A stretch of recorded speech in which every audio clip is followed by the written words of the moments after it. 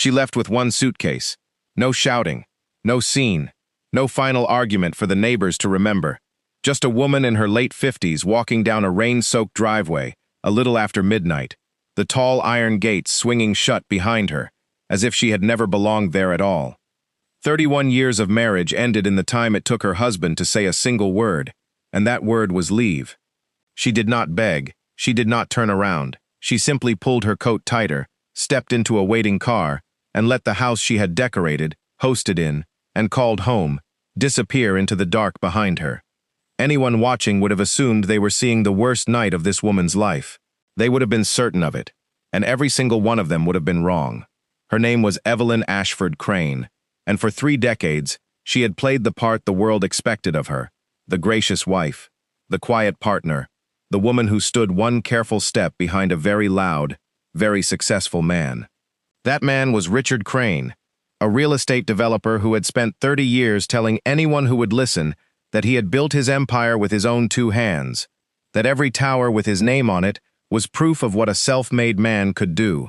Richard believed that story completely. He believed the money was his, the land was his, the life was his, and that the woman he was throwing out into the rain was fortunate to have ever shared in any of it. It would take exactly 1 phone call the next morning to teach him how wrong a confident man can be. Because the following afternoon, while Richard sat inside a $2 million house he was certain he owned, Evelyn Ashford Crane stepped out of a car in front of a very different address, an estate worth $50 million, where the staff lined up at the door and greeted her not as a guest, not as a visitor, but by a name she had quietly carried long before Richard ever entered her life. The house he threw her out of was worth $2 million. The house she woke up in was worth 50, and every brick of it had carried her name long before she ever met him. What Richard did not yet understand, what almost no one understood, was that the night he threw her out was not the lowest moment of her life. It was the moment he had been carefully, patiently maneuvered into for a year, and behind the calm face she wore out into that rain, something far darker had been waiting all along, or so it would seem to everyone who thought they already knew how this story ended. Before we dive deeper, let us know in the comments where you're watching from. We'd love to hear from you, and don't forget to hit that subscribe button so you never miss any of our upcoming videos. To understand what really happened on that rain-soaked driveway, you have to set aside almost everything you think you know about wealthy men and the women who marry them. Because the story the world believed about Richard and Evelyn Crane was a comfortable one, and comfortable stories are usually the ones hiding the most. On the surface, it was simple. Richard was the empire builder, the man in the tailored suits who cut ribbons on downtown towers and shook hands at charity galas. Evelyn was the wife who smiled beside him in the photographs, remembered every guest's name, and never once corrected him when he called the fortune his. For 31 years, that arrangement held perfectly. And for 31 years, not a single person in their orbit ever asked the one question that would have unraveled the whole thing. That question was almost embarrassingly obvious once you finally thought to ask it. If Richard Crane owned everything, if the money, the land, and the towers were truly his, then how did his discarded wife wake up the very next morning, inside a $50 million mansion, with a staff who already knew her name? A woman thrown out with nothing does not land in an estate 25 times more valuable than the house she left. She does not walk through doors that open before she knocks. She does not get greeted by a household that has clearly been expecting her for years. Somewhere between the driveway at midnight and the mansion the next afternoon, the entire story of the Crane marriage quietly turned itself inside out, and Richard was the last person alive to realize it. Think about what that really means for a moment, because it is stranger than it first sounds. This was not a woman who fled to a hotel and licked her wounds. This was not a woman who called a lawyer in a panic and begged for a fair share of the marriage. This was a woman who left a $2 million house at midnight and, less than 18 hours later, was standing on the terrace of a $50 million estate as though she had simply come home from a long trip. Somebody had prepared that. Somebody had kept that house warm and staffed and waiting. And the only person who could have done that was the very woman the world had spent 3 decades believing was powerless, dependent, and lucky to be married to Richard Crane at all. So there are 3 questions this story has to answer, and I promise you the answers are not the ones you are bracing for right now. First, How did a woman everyone believed was financially dependent on her husband suddenly have a $50 million estate waiting for her the moment he threw her out? Second, whose money actually built Crane Development, the empire Richard spent his life taking credit for? And third, the question that changes everything. How long had Evelyn known this night was coming, and did she simply let it happen? Because the deeper you look into what Evelyn Ashford Crane did in the 12 months before that midnight, the harder it becomes to see her as a victim at all. To understand how a discarded wife ended up owning the very ground her husband's empire stood on, you have to go back 40 years, to a man named Marcus Ashford. Marcus Ashford was not the kind of rich man who wanted you to know he was rich. That was the first thing anyone who dealt with him learned, and usually the last thing they expected. He had inherited a modest amount of land from his own father and had spent 5 patient decades turning it into one of the quietest fortunes in the state: timber, farmland, and eventually the raw acreage beneath a growing city that everyone else was too impatient to buy and hold. Marcus never bragged. He drove an unremarkable car, wore the same 3 suits for years, and taught his only daughter a single rule that she would carry for the rest of her life. Never let them see what you hold. Show people your hand, he told her, and they will spend the rest of their lives trying to take it. Keep it closed, and they will underestimate you forever. That rule was not simply advice. It was the philosophy of a man who had watched, over his long life, exactly what happened to families who displayed their wealth. He had seen fortunes torn apart by lawsuits, by grasping relatives, by charming strangers who married in and slowly bled a household dry. He had watched loud money vanish within a single generation and quiet money survive for 100 years. And so Marcus built his own fortune to be invisible. He held his land through layers of trusts and holding companies, structures so patient and so dull that no one looking in from the outside could ever guess the true size of what the family controlled. To the world, the Ashfords were comfortable. Only Marcus, and eventually his daughter, knew that comfortable was a word chosen very deliberately to hide something far larger underneath. That daughter was Evelyn, and she grew up inside a world most people only glimpse in photographs. Ashford Hall was the family estate, 50 acres of manicured grounds wrapped around a stone mansion that had stood for 4 generations, staffed by people who had served the family so long they felt like relatives. Evelyn was raised there, but she was raised strangely for a girl of such means. Her father did not spoil her with visible luxury. He taught her contracts at the dinner table. He explained trusts and holding companies the way other fathers explained baseball. He wanted her to understand that real wealth was never the house or the car or the jewelry that people could see. Real wealth was ownership, quiet and legal and permanent, the kind written into documents that outlast the men who try to seize it. Evelyn absorbed every word, and she never forgot a single one.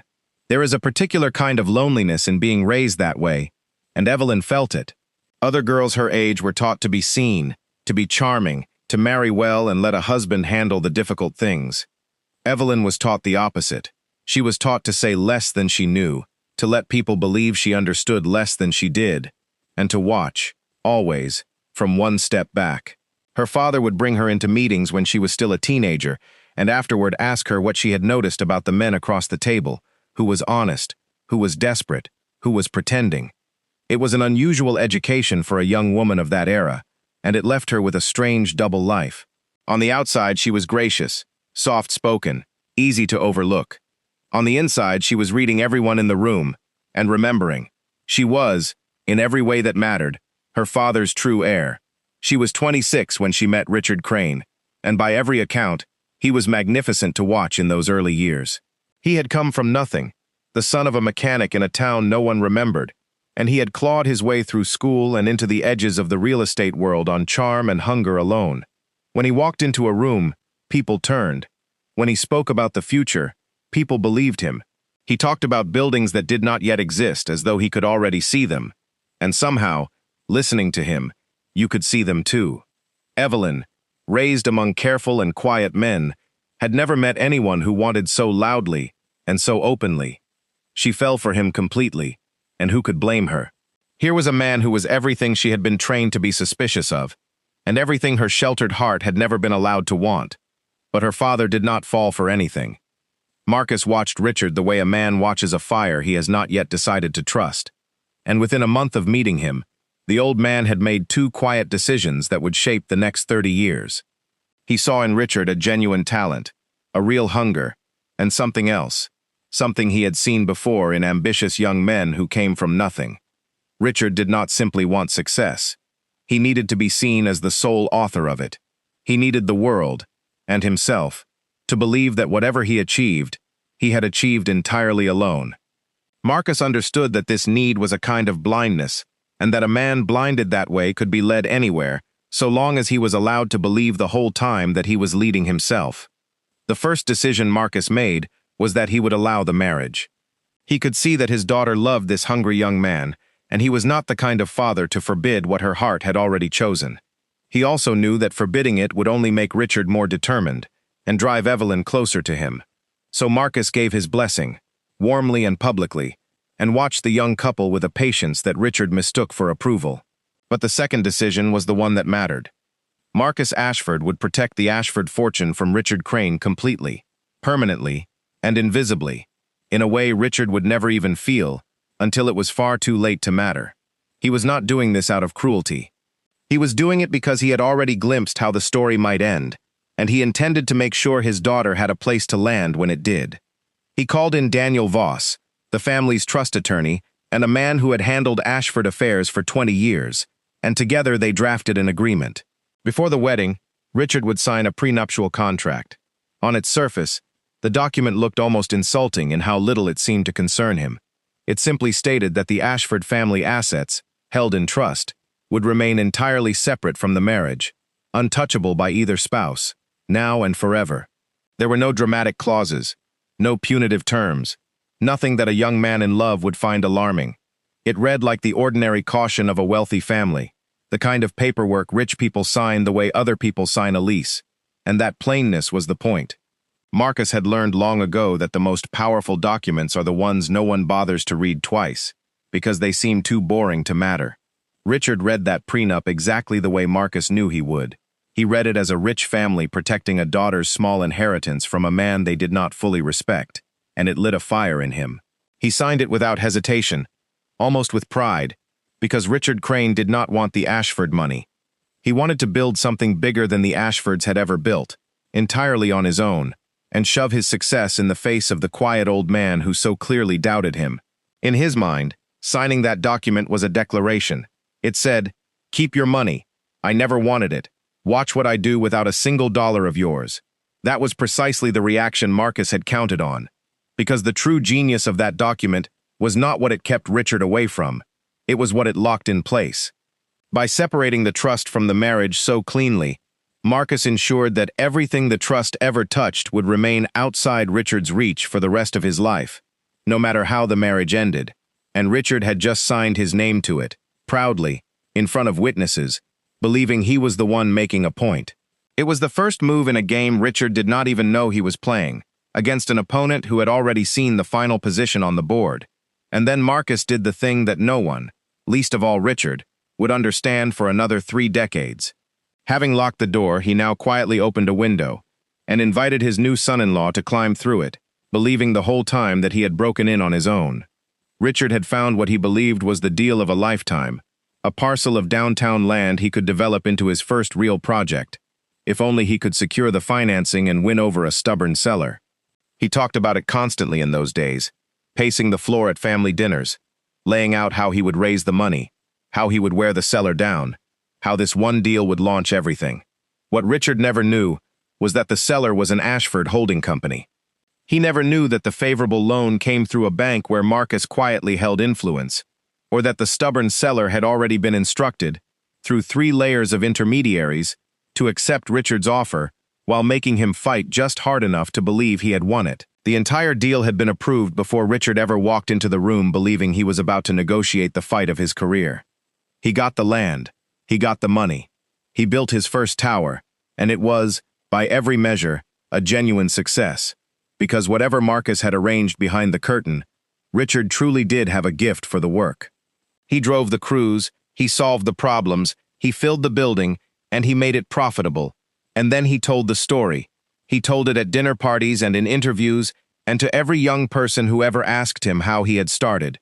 He told it so many times, and with such conviction, that he came to believe it more completely than he believed almost anything else in his life. The story of the self-made man who talked his way into his first parcel with nothing but nerve. He would tell that story for the next 30 years, and he never once suspected that the old man across the table had already told everyone in the room to say yes. And so began the empire.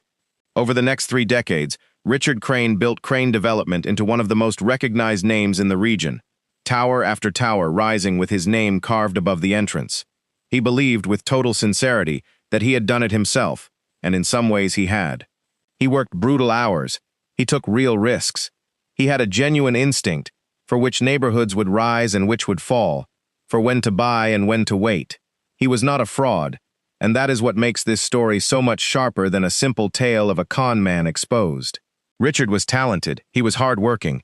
He simply built everything he had on a foundation he did not own, and never bothered to check, because checking would have meant admitting that his first step up had been arranged by the very man he most wanted to prove wrong. Because here was the quiet truth beneath the whole empire, the one so well hidden that even Evelyn rarely thought about it. The land beneath his 3 flagship towers, the crown jewels of everything he had built, was never sold to Crane Development at all. It was leased to the company on long, favorable ground leases held by an Ashford entity, arrangements Richard had signed so early and so eagerly, back when the deals were coming fast and the paperwork was endless, that he had long since forgotten they existed. To him, a ground lease signed 30 years ago was ancient history, a technicality, a footnote in a filing cabinet no one ever opened.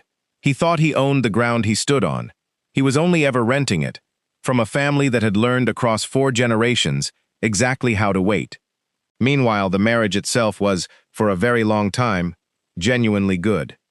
This is the part people forget when they hear how it ended. Richard and Evelyn were happy for many years. He was proud of her grace, and she was proud of his drive, and together they made a striking pair, the loud builder and the gracious wife, complementary in a way that worked. They had a daughter, Claire, and Richard, whatever his flaws, loved that girl without reservation. Evelyn watched her husband become a father and thought, for a long time, that her own father had been too harsh in his judgment. She let herself believe that the careful arrangements Marcus had made would never be needed, that they were simply an old man's caution, a locked box in the attic that would gather dust forever. For 20 years she was right, and through all of it, Evelyn kept her father's rule. Never let them see what you hold. She lived in Richard's modest $2 million house rather than the grand estate she had every right to occupy, because it made Richard feel like the provider, and because discretion lived in her bones. She let him call the fortune his. She let the world believe she was a woman who had married up, when in truth, by every measure that a man like Marcus Ashford cared about, she had married considerably down. She raised Claire in that house. She hosted Richard's colleagues, remembered his clients' anniversaries, and smoothed the edges of a man whose ego grew a little larger with every ribbon he cut. She was, by every visible measure, the perfect supporting wife, and she was content to be exactly that. Marcus Ashford himself did not live to see most of the marriage he had so carefully prepared for. He died only a few years after the wedding, already an old man when Evelyn married, and his passing was quiet, the way he had lived. But before he went, he called Evelyn and Daniel Voss to his bedside, and he gave them each an instruction. To Evelyn, he said only that the door he had built for her would always be there, and that she must never be ashamed to walk through it, if the day ever came. And to Daniel Voss, he handed a single sealed envelope, with a set of instructions so specific and so strange that Voss would remember them for the rest of his career. "Keep this letter," Marcus told him. "Do not open it. Do not give it to anyone. Hold it until the day Richard Crane forgets who he married, and then, only then, place it in his hands." Voss took the envelope, and he locked it in his office, and for many years he assumed he would carry that unopened letter to his own grave. He was wrong. But it would be a long time before he learned how wrong. For years after Marcus was gone, the locked box in the attic stayed locked. Evelyn grieved her father, raised her daughter, and carried on the quiet life she had always led. The arrangements Marcus had built hummed along in the background, invisible, doing nothing but existing, the leases renewing, the trust holding, the door standing ready and unused. And she might have gone on that way until the end of her days, gracious and content, the perfect wife of a self-made man. The whole architecture of her father's protection never once tested. She might have. She was entirely willing to. All of it, the whole quiet life, held together for 31 years, on the single condition that Richard never gave her a reason to open that box. Then, at a company function on an ordinary evening, Richard Crane shook hands with a 34-year-old vice president named Chloe Bennett, and the reason arrived. Chloe Bennett arrived at Crane Development the way ambitious young people always seem to, all at once and impossible to ignore. She was 34, sharp, relentlessly flattering to the right people, and she rose from a junior role to vice president in under 4 years, a climb that raised more than a few eyebrows among people who noticed how often she and Richard worked late. She was good at her job, that much was true, but she was far better at something else, at reading powerful men and understanding exactly what they most wanted to hear about themselves. She had spent her whole career learning that the fastest way up was not through the work alone, but through the vanity of the men who controlled the work. And in Richard Crane, she found the most useful vanity she had ever encountered.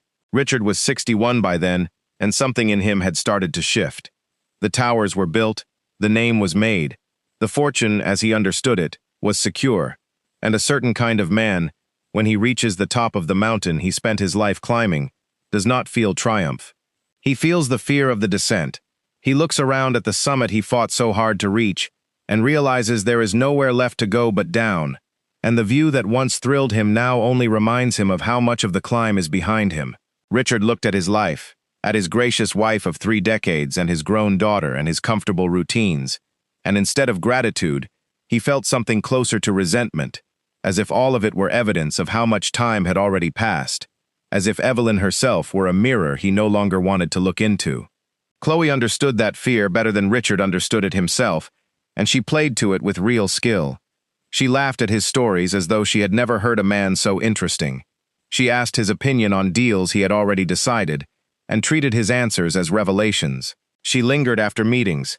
She remembered small things he had mentioned once, and brought them up later, so that he felt known, felt seen, felt young. She made him feel, for the first time in years, like the hungry young man who had built an empire, rather than the aging one who now merely maintained it. And the terrible thing, the thing that makes this kind of story so common and so sad, is that Richard did not experience it as manipulation. He experienced it as being finally, truly understood, after years of a marriage he had quietly decided was the thing holding him back. And slowly, in the way these things always happen, the late nights stopped being about work. It did not happen in a single dramatic moment. It happened in 100 small surrenders, a dinner that ran long, a business trip that did not need to include her but did, a conversation that drifted somewhere it should not have gone, and was not steered back. Richard began to construct a private story in which Evelyn was not his partner of 31 years, but an anchor, a relic of a smaller life he had outgrown, a reminder of the man he used to be, rather than the man he wanted to become again.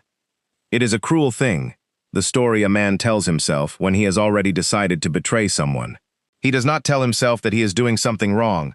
He tells himself that he is finally being honest, finally being brave, finally reaching for the happiness he deserves. And Richard told that story to himself so well that he came, in time, to believe he was the wronged party in a marriage that had failed him. Evelyn noticed everything. That was the part Richard never accounted for, because he had spent so long underestimating her that he had forgotten she was Marcus Ashford's daughter, forgotten she had been trained from childhood to read a room and remember what she saw. She noticed the new cologne, and the sudden gym membership, and the way he began to care again about how his clothes fit. She noticed the phone that now traveled from room to room, screen always turned carefully away, and the new habit of taking calls in the garage. She noticed the credit card statements with dinners at restaurants she had never been taken to, and hotel charges in the same city where they already lived. She noticed the way Richard flinched, just slightly, whenever Chloe Bennett's name came up in ordinary conversation, and how quickly he would change the subject afterward. But most of all, she noticed the cruelty. It was small at first, the way it always is. He began to criticize her cooking, then her clothes, then her friends, then the way she laughed at parties. He found fault with things he had loved for 30 years, and Evelyn understood exactly what she was watching, because her father had taught her this too. When a man is preparing to betray his wife, she does not become a stranger to him all at once. First, he must make her the villain of his own story, so that when he finally does the thing he has already decided to do, he can tell himself she deserved it. Every unfair word, every unearned criticism, was Richard building the case in his own mind, brick by brick, for a conclusion he had reached long ago. Evelyn watched him build it, and she said nothing, and she felt, along with the grief, a cold and terrible clarity settling over her. A different woman might have confronted him. A different woman might have wept, or raged, or begged him to remember what they had built together, might have searched his phone and screamed in the kitchen and demanded he choose. Evelyn did none of those things, and this is the moment where her story splits away from every ordinary story of a cheating husband. She did not react. She observed. She remembered her father's rule: keep your hand closed, let them underestimate you, and she made a decision so quiet and so patient that it would have frightened Richard far more than any scream. She decided that she would not fight for a man who had already left. She would simply find out the truth completely, prepare the ground beneath her carefully, and then wait for Richard to do the one thing that would give her everything. She would wait for him to choose. What she did in those months, she did without a single raised voice. She hired a private investigator, discreetly, through an attorney with no connection to any of Richard's people, and within weeks, she had a file thick with dates, photographs, and confirmations of exactly what her husband thought he was hiding. There was no ambiguity in it, no room for him to explain it away. It was all there, documented and dated, the whole affair laid out in cold detail. And here is the part that tells you everything about Evelyn Ashford Crane. She did not confront him with it. She did not throw the photographs on the table and watch him crumble. She placed the file in a drawer, closed the drawer, and left it there. Because the file was not a weapon she intended to fire in a moment of anger. It was insurance, a record, proof for later of what she had known, and when, and above all a reminder to herself that she was not imagining any of it. Then she made a series of quiet phone calls to Daniel Voss, the same trust attorney her father had trusted decades before, an old man now but sharp as ever, and over a series of unhurried meetings in offices Richard would never think to look for, they went through every document that governed the Ashford fortune and its long, tangled connection to Crane development. They sat together for hours at a time, Voss pulling files that had not been opened in 30 years, Evelyn reading each one with the careful attention her father had drilled into her. The ground leases, the holding companies, the renewal clauses, the forgotten agreements Richard had signed as an eager young man and never read again. Voss walked her through all of it, and slowly, page by page, the true architecture of her marriage revealed itself to her, an architecture her father had designed and she had never fully examined until now. And what Voss confirmed to her, gently, over cups of tea in a quiet office, was the truth that had been sitting beneath the entire marriage for 31 years. Richard did not own his empire. He controlled it. He ran it. His name was carved above the doors, but the foundation beneath it, quite literally the earth under his 3 greatest buildings, belonged to the Ashford Trust. And the sole living beneficiary of that trust, the person with the quiet legal authority to renew those leases or let them expire, was Evelyn. For 31 years she had simply never exercised it, because there had never been a reason to. She had let the leases roll over automatically, year after year, never once thinking of them as leverage, because she had never imagined she would need leverage against the man she loved. Now, sitting in Voss's office with the documents spread before her, she understood exactly what her father had built.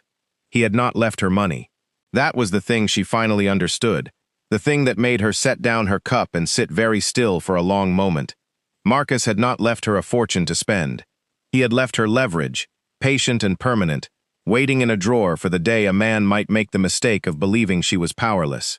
Every strange lesson at the dinner table, every boring document, every quiet arrangement she had half forgotten, had all been building toward this exact possibility, a possibility her father had foreseen before Richard ever slipped a ring onto her finger.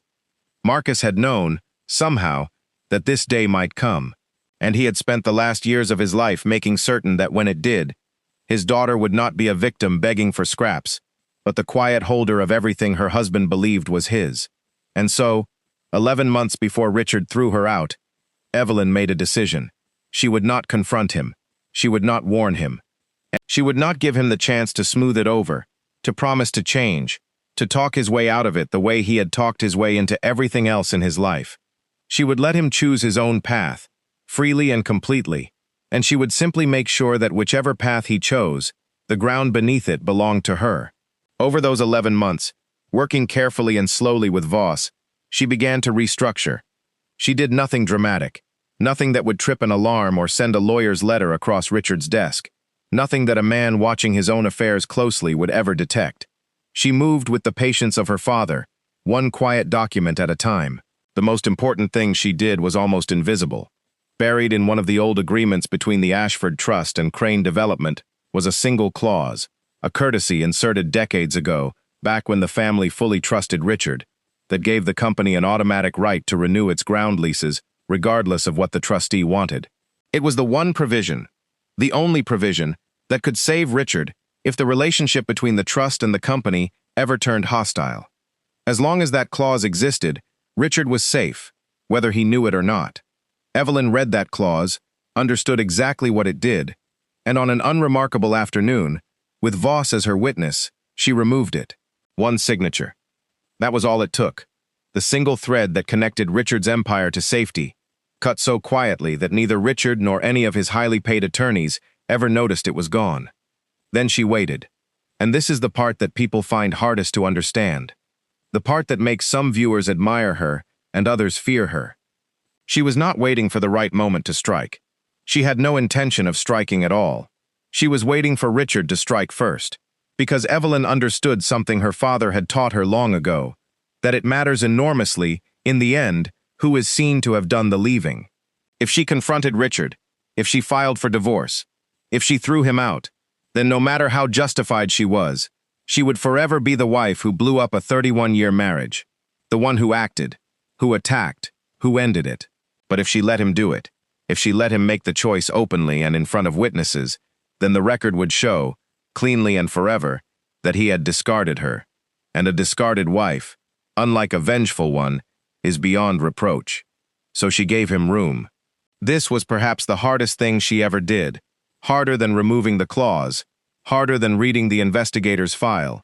She continued to live beside a man she knew was betraying her, and she let it go on. She kept hosting the dinners. She kept smiling in the photographs. She kept remembering the anniversaries of his clients and smoothing the edges of his growing ego, all while knowing exactly where he went on his late nights and exactly who was waiting for him there. She let his contempt for her deepen, because every cruel word he spoke was another witness, another piece of the record, another proof that when the end came, it came from him. She let him believe, more and more with each passing month, that she was weak, that she was oblivious, that she was dependent and dull and easily disposed of. She wore that false face so well that Richard never once suspected the woman behind it was simply waiting for him to jump. And at last, on a rain-soaked Tuesday in October, he jumped. Richard came home early that evening, and Evelyn knew the moment she saw his face that this was the night. There was a particular calm about him, the calm of a man who has finally decided to do the thing he has been circling for a year, and who has convinced himself it is not only justified but overdue. He had rehearsed the speech. He had gone over it in the car, refining the phrases, softening some and sharpening others, arranging the words so that he would come across as reasonable, even kind, a man making a difficult but honest choice. What he had never done, in all his years of triumph, in all his careful preparation for this careful speech, was read the deed to his own front door, or the leases on his own towers, or the single removed clause that had quietly ended his empire 11 months before he ever opened his mouth. The confrontation itself was almost quiet. Richard did not shout. He was, in his own mind, being reasonable, even generous. He told Evelyn that he had met someone, that the marriage had been over in his heart for a long time, that there was no point dragging out something that no longer served either of them. He spoke about honesty, about how they both deserved to be happy, about how staying together for the sake of appearances would only make them both miserable. And then, more coldly, he told her the practical truth as he understood it. The house was his. The life they had built was his. And under the prenuptial agreement she had signed all those years ago, she would leave with what that document allowed and nothing more. He said all of this with the calm confidence of a man who has already won, because in his understanding of the world, he had. Evelyn stood in the home she had kept for 3 decades and listened to every word without interruption. She did not cry. She did not raise her voice. She let him finish, let him lay out the entire speech he had rehearsed, and when he was done, she looked at him for a long moment, the man she had loved for most of her adult life, and she asked him one quiet question. Is that truly what you want, Richard? To have everything in your name?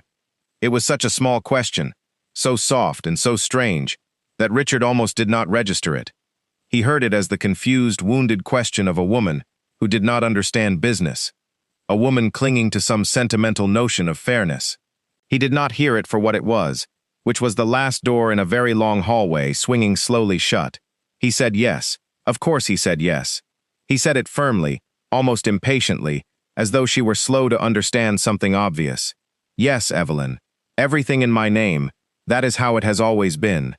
And in that single word, spoken plainly in front of the household staff, who happened to be present, and who would later remember every detail of that evening, Richard Crane sprang a trap that had been set for him 11 months earlier, sprung it with his own voice, at the exact moment he believed himself most completely in control. He had not only left her, he had declared before witnesses that he wanted everything to be his, which was the one thing Evelyn needed him to say, because now the record was clean. Now no one could ever claim she had taken anything from him. He had told her, in front of others, that he wanted it all in his name. She was simply going to make sure his name was on exactly what he had built, and nothing more. Evelyn simply nodded. She did not argue. She did not fight for the house, or the furniture, or the paintings, or any of the 1,000 things a discarded wife is expected to cling to. She went upstairs, packed a single suitcase, and asked one of the staff to call a car. Richard watched her calm compliance with a flicker of something that might have been guilt, or might have been relief, or might have been the faint unease of a man who has won too easily and cannot quite say why the victory feels wrong. She came back downstairs, coat on, suitcase in hand, and walked past him without a word. And as she stepped out into the rain, as the tall iron gates swung shut behind her and the waiting car pulled away into the dark, Evelyn Ashford Crane lifted her phone and made a single call. "It's done," she said quietly. He said it in front of the staff. Then she hung up and let the house she had kept for 31 years disappear behind her for the last time. Richard poured himself a drink that night and toasted his freedom. He genuinely believed he had won something. He walked through the $2 million house, now silent, and finally his alone, and imagined the life ahead of him, Chloe on his arm, the marriage behind him, the empire intact and entirely his own at last. He felt, in that first hour, the giddy lightness of a man who has gotten away with something. He had ended a 31-year marriage in a single evening and paid, as far as he could tell, almost no price for it. He had no idea, sipping his drink in that quiet house, that 12 miles away a car was carrying his wife, not to a hotel, not to a friend's spare room, not to any of the small and desperate places a thrown-out spouse is supposed to end up, but home, to the one place Richard had somehow never truly registered in all their years together, Ashford Hall. The stone mansion on 50 acres where Evelyn had been raised, where the staff had served the family for generations, where the name carved above the door had never once been Crane. Richard had been there, of course, over the years, for holidays and funerals, and the occasional family occasion, but he had never really seen it, never let himself understand what it was. In his mind, it was Evelyn's childhood home, a grand old place that belonged to the past, to her dead father, to a world he had left behind on his climb to the top. He had never once considered that it still belonged to her, fully and legally, held safe in the same trust that owned the ground beneath his towers. She had lived in his modest house for 31 years as a courtesy to his pride. Now the courtesy was over, and she was simply going home. When Evelyn's car came up the long drive of Ashford Hall the next afternoon, the household was already waiting for her. Word had reached them the night before, and they had done what the Ashford staff had always done. They had made the house ready. The estate manager, a woman who had known Evelyn since she was a girl, stood at the top of the stone steps with the rest of the staff arranged behind her, and as Evelyn stepped out of the car, tired and unadorned, carrying the same single suitcase she had left with. They greeted her the way they always had, the way they had greeted 4 generations of the family before her. "Welcome home, Mrs. Ashford." Not Crane, Ashford. It was as though the last 31 years had been nothing more than a long trip abroad, and she had simply, at last, come back to where she belonged. The mansion had been maintained the entire time she was gone. The rooms were warm, the grounds were kept. Fresh flowers stood in the hall, because there had always been fresh flowers in the hall, in good years and lean ones alike, in her father's time, and now in hers. It had never left the family trust. It had never been sold, never been rented, never been anything other than hers, held in careful reserve by a father who had known, somehow, that his daughter might one day need a place that no man could ever take from her.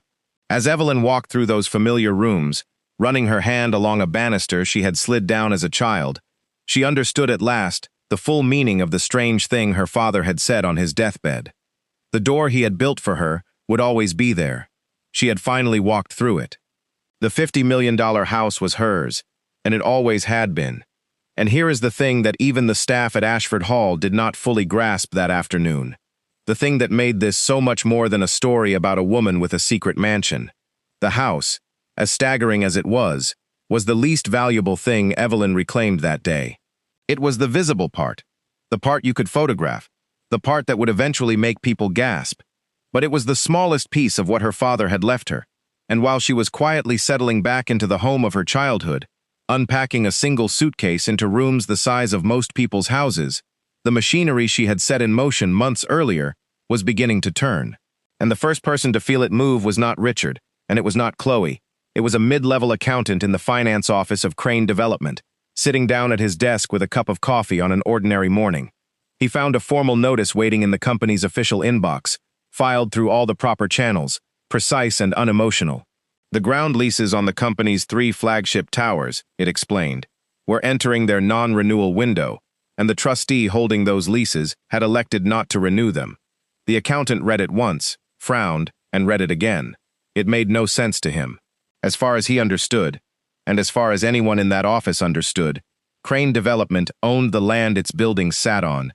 The idea that the towers stood on leased ground was so foreign to how everyone thought about the company that his first instinct was that this had to be a clerical error, some confused filing from a party that did not understand who they were dealing with. He flagged it, attached a note, and forwarded it up the chain, expecting it to be sorted out and forgotten by lunch. It landed, eventually, on the desk of a man named Thomas Reed, Richard's longtime attorney, the lawyer who had handled Crane Development's affairs for the better part of 2 decades. Thomas Reed did not panic at first, because Thomas Reed did not yet understand what he was looking at. He assumed, as everyone did, that the land under the Crane Towers was owned by the company outright, and that this notice was some minor confusion involving an old and irrelevant agreement, the kind of thing that surfaces occasionally in the paperwork of any large firm. He assigned a junior associate to clear it up, a thorough young woman with a talent for old records, and he told her to trace the thing back to its source and put it to rest. She said she would have it sorted in a day. She was right about the timing. She was wrong about everything else. The associate spent a full day pulling records, and the more she pulled, the quieter the office around her became, because the paper trail was leading somewhere no one had ever thought to look. The land under the 3 flagship towers was not owned by Crane Development. It never had been. It was held by an entity none of them recognized, a holding company buried under other holding companies, and the towers stood on it, under ground leases signed 3 decades earlier. She kept digging, following the ownership up through layer after patient layer, and at the very bottom of it all, she found something that made her stop and sit back in her chair. The original leases, the founding documents of the arrangement, faded, but perfectly legible, bore a signature she recognized immediately. It was Richard Crane's own, a much younger version of it, signed with the confident flourish of a man who had no idea what he was signing away. She called the landlord's listed number to try to make sense of it, to negotiate, to understand what could possibly be done. She called it once and got a general office. She called a second time and was politely redirected. She called a third time and left a message. And on the 4th call, when she finally reached someone who could speak to the actual ownership behind the entity, she asked the name of the party who held the leases, and the sole authority to renew them, and when she heard the answer, she understood at last why the name on all of that faded paperwork had looked so strangely, uncomfortably familiar. She set down the phone very carefully. She sat for a moment in the quiet of the office, and then she got up and walked to Thomas Reed's door, because some things cannot be put in an email, because the landlord was not a company Richard could bully, or buy, or outmaneuver, or charm across a negotiating table the way he had charmed his way through 30 years of deals. The landlord was his wife.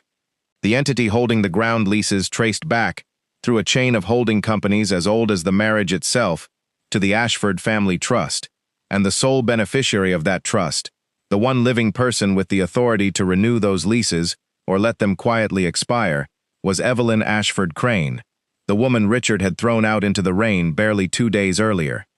The associate laid it out for Thomas Reed slowly and completely, watching the color drain from his face as the pieces connected, and Thomas Reed, who had known Richard for 20 years, understood immediately that he was now going to have to walk into his oldest client's office and destroy the man's entire understanding of his own life. It took Richard a long time to understand what he was being told. Thomas Reed sat across from him and explained it as plainly as he could, and Richard kept interrupting, kept insisting there had been a mistake, kept saying the land was his, the towers were his, everything was his, he had built all of it himself. He demanded that Reed produce the deeds. Reed explained, patiently, and then less patiently, that there were no deeds, that there had never been deeds, that the company had never owned the land at all, only leased it. Richard's voice rose, then cracked, then went quiet, as the truth began to settle into him piece by piece. He had spent 30 years constructing an empire, telling the story of the self-made man, cutting ribbons and giving speeches, and looking down on the quiet old money he believed he had surpassed, all of it built on ground he had only ever rented from the woman he had just discarded. What followed, over the next several weeks, was the slow and painful unraveling of everything Richard believed about his own life. His attorneys threw themselves at the problem. They combed through every agreement, every clause, every forgotten provision, searching for some mechanism, any mechanism, that would force the trust to renew those leases and save the towers. And for one bright, desperate afternoon, they believed they had found it. Buried in an old agreement was a clause, exactly what they needed, granting Crane Development an automatic right of renewal, regardless of the trustees' wishes. Thomas Reed allowed himself, for a few hours, to believe he had saved his client. He called Richard with cautious optimism. "There is a clause," he said. "There may be a way through this." And Richard, for the first time in weeks, let himself breathe. Then the associate pulled the current version of the agreement, the one actually on file with the trust, to confirm the clause was still active, and she found that it was gone. The provision that would have saved everything had been removed. She checked the date of the amendment, and it stopped her cold. The clause had been struck out by a single signature, 11 months earlier, on an unremarkable day, long before the affair had ever come to light, long before the confrontation, long before the rain-soaked driveway and the single suitcase. It had been removed by the trustee herself, by Evelyn. She carried the news back to Thomas Reed, and Thomas Reed sat with it for a long moment before he understood what it truly meant, because it raised a question that changed the entire shape of the story, the only question that still mattered. How long had she known? The answer, when they finally pieced it together, was the thing that broke Richard completely, because this was not the spontaneous act of a scorned wife lashing out in the heat of a fresh betrayal. It was not rage. It was not improvisation. Everything pointed the other way. The investigator's file, dated a full year back. The quiet meetings with Daniel Voss, stretching across months. The clause removed 11 months before the marriage ended. All of it revealed a single, sobering truth. Evelyn had known about Chloe for a year. She had known Richard would eventually leave, and rather than fight it, rather than confront him or beg him or expose him, she had simply, patiently, prepared the ground and waited for him to walk onto it. The night he threw her out had not happened to Evelyn. It was something she had allowed, arranged, and quietly counted on, because she needed him to be the one who chose to end it, in front of witnesses, so that no one could ever say she had done anything but leave when she was told to. Richard came to Ashford Hall 3 weeks later, because there was nowhere else left to go. In those 3 weeks, The life he had built for himself had come apart with a speed that left him reeling. The towers were the heart of the company, and with the ground beneath them reverting to the trust, the value of Crane development had collapsed almost overnight. Lenders who had been eager to work with him now returned his calls slowly, if at all. Partners grew distant, and Chloe Bennett, the great love that had justified throwing away 31 years, turned out to be exactly as durable as his balance sheet. She had drifted the moment the money began to look uncertain, her admiration thinning as quickly as his prospects, and by the time the full scope of the disaster became clear, she had stopped returning his calls entirely and quietly moved on to steadier ground. Richard was alone, and reduced, and out of options. So he drove out to Ashford Hall alone, up the long drive he had traveled 100 times over the years, and somehow never really seen. He passed the manicured grounds and the old stone facade, and the staff who watched him arrive with polite, unreadable expressions, people who had served this family for generations, and who knew, with the quiet knowledge of servants, exactly what this man had done, and exactly what had become of him. He was shown into a sitting room where Evelyn waited for him, calm and gracious, exactly as she had always been, exactly as she had been on the night he threw her out. He had come to negotiate. Even then, even after everything, some part of him still believed there was a deal to be made, that his wife of 3 decades would surely soften, that some arrangement could be reached between two reasonable people who had once loved each other. But Evelyn did not gloat, and she did not rage, and she did not offer him a way out. She simply looked at the man she had loved for most of her adult life, the man who had thrown her into the rain, and she said the only thing she had left to say to him. "You spent 30 years, Richard, mistaking my silence for weakness. My father warned me that a certain kind of man always does.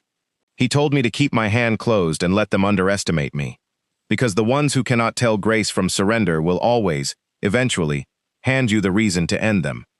She said it without cruelty, almost sadly, the way you might explain something to a person who was never going to understand it, no matter how simply you put it.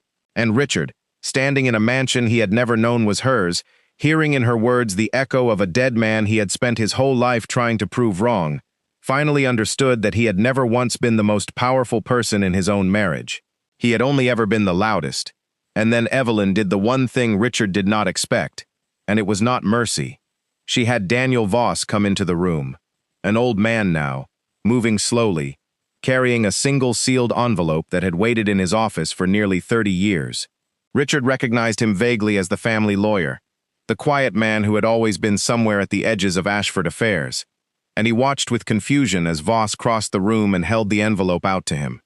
It was a letter, Evelyn explained, written by her father long ago, with instructions that it be opened only if Richard Crane ever forgot who he had married.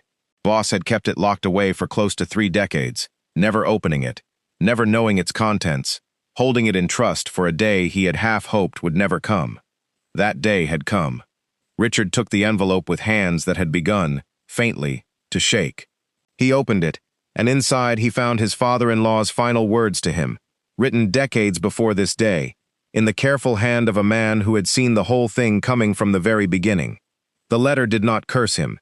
It did not threaten him. It was worse than that. It was patient, and it was kind, and it was absolutely certain of exactly how Richard's life would end, written with the calm of a man setting down something he had known for years.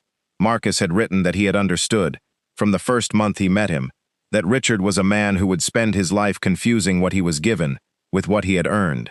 He wrote that he had recognized the hunger in him, and the talent, and the fatal need to believe himself the sole author of everything good that ever came to him.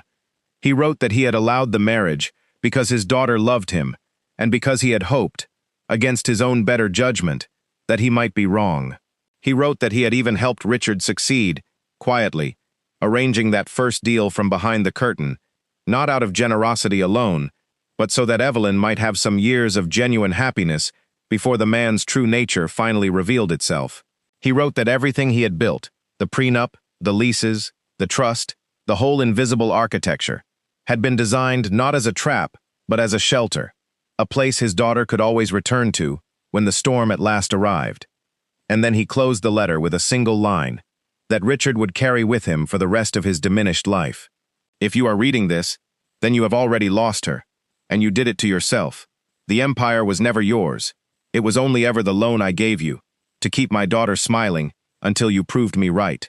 Richard read that line, and then he read it again, and something in him that had been standing upright for 61 years quietly sat down. He understood, finally and completely, that he had lost this game before he had even known he was playing it, that the old man he had spent his whole life trying to impress had seen straight through him at their very first meeting, and had spent his remaining years calmly preparing for this exact afternoon. He left Ashford Hall that day with nothing but the letter in his hand. In the months that followed, the towers changed hands, the leases expired, and Crane Development, the great empire of a self-made man, dissolved back into the Ashford estate from which it had quietly borrowed its foundations all along. Richard was not thrown into poverty, exactly, but he was reduced, stripped of the myth he had told for 30 years, forced at last to understand that the ground beneath everything he had ever built had never once been his to stand on. Chloe was long gone by then, vanished the way such people always vanish when the money that drew them evaporates. Their daughter Claire, who had watched the whole slow disaster unfold with a breaking heart, made her choice quietly and without drama. She chose her mother. She moved into Ashford Hall to be near her, and the two of them, mother and daughter, settled into the great stone house together, into a peace that Richard would never again be part of. And Evelyn, who had walked down a rain-soaked driveway with a single suitcase, who the whole world had pitied for one long night, lived out her days in the home her father had kept ready for her, surrounded by the staff, who had never once stopped calling her by her real name, in rooms that had sheltered 4 generations of her family, and would now shelter her. She never spoke about it publicly. She never wrote a book, never gave an interview, never once told her side of the story to anyone who did not truly need to hear it. That was not her way, and it had never been her father's way either. She simply returned to the quiet life she had always been meant for, walking the grounds of Ashford Hall in the evenings, watching the seasons turn over the old stone walls. And on some of those evenings when the light was low and the air was cool, she would stand at the edge of the terrace and look out over land that had been hers all along, and think about the strange, patient shape her life had taken. She had not destroyed Richard. She had simply stopped protecting him, and let him fall the exact distance his own pride had lifted him. The difference, her father had taught her long ago, was everything. So here is what I want you to sit with, because this story leaves more questions than it answers. Was Evelyn Ashford Crane a victim who finally reclaimed what was always rightfully hers? Or was she something colder than that? A woman who saw the end coming a full year away, and chose to let her husband destroy himself, rather than warn him or fight for the marriage she had spent 3 decades building. Did she get justice, or did she simply get even? And is there really any difference between the two when a man has done what Richard did? And if you had been standing where Richard stood, so certain of everything you owned, so sure the person beside you was the weaker one, would you have seen the truth in time, or would you have thrown it all away into the rain the exact same way he did? Tell me in the comments where you would draw the line, because I read every one of them, and stories like this one live or die on the conversations they start. If you believe Evelyn was right to stay silent and let him choose his own downfall, say so. If you think she should have confronted him, fought for the marriage, or warned him before it all came apart, tell me that too. And if this story held you all the way to the end, then I promise you the next one will hold you even tighter, because what one man did to keep a fortune he was about to lose makes even this story look gentle by comparison. Stay close, keep watching, and I will see you in the next one too.